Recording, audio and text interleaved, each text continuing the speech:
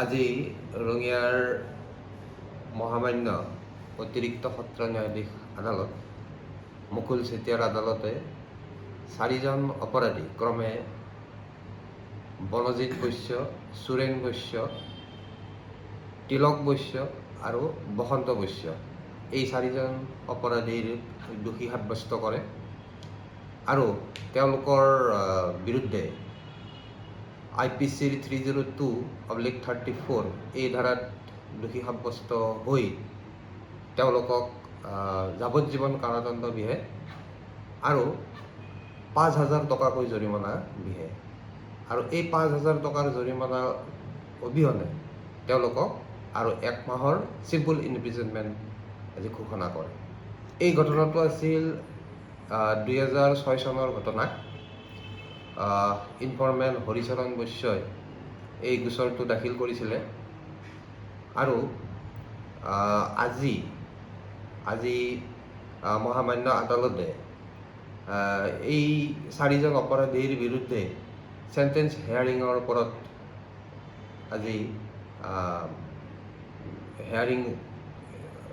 আদালতে ল'লে। দুয়োপক্ষৰ শুনানি গ্ৰহণ কৰিলে আৰু দুয়োপক্ষৰ শুনানি গ্ৰহণ কৰাৰ অন্তত তেওঁলোকৰ বিৰুদ্ধে এই শাস্তি আজি ঘোষণা কৰিছে। অপৰাধটো এই আছিল যে তেওঁলোকে হৰিচৰণ বৈশ্যৰ যিজন ভায়েক আছিলে সেই ভায়েকক 2006 চনত নিজৰ ঘৰতে তেওঁক জাঠি জোংসহ লাঠি আদিৰে তেওঁক মাৰধৰ কৰিছিলে আৰু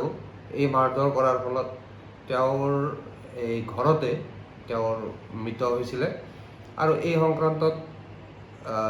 যিগৰাকী মৃতক আছিল এই মৃতকগৰাকীৰ যিজনী মাক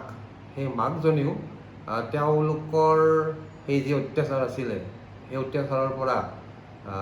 তেওঁৰ যিজন পুতেক যিজন মৃতক তেওঁক বচাবলৈ আহোঁতে তেওঁকো মূৰত ঘটিয়াইছিলে আৰু তেওঁ গুৰুতৰভাৱে এই গোচৰটোত জখমী হৈছিলে আৰু গুৱাহাটী মেডিকেল কলেজত চিকিৎসাধীন হোৱাৰ পিছত তেওঁ সুস্থ হৈছিলে আৰু এই গোচৰটোত তেওঁ আছিলে মূল সাক্ষী আৰু লগতে তেওঁৰ যিজনী জীয়েক ৰীতা বৈশ্য এই গোচৰটোৰ প্ৰত্যক্ষ সাক্ষী। গতিকে সাক্ষীবাদীৰ যিখিনি সাক্ষীবাদী আছিলে গোটেই সাক্ষীবাদীখিনি চালি জাৰি চাই এই গোচৰটোত আদালতে এই 4জনৰ বিৰুদ্ধে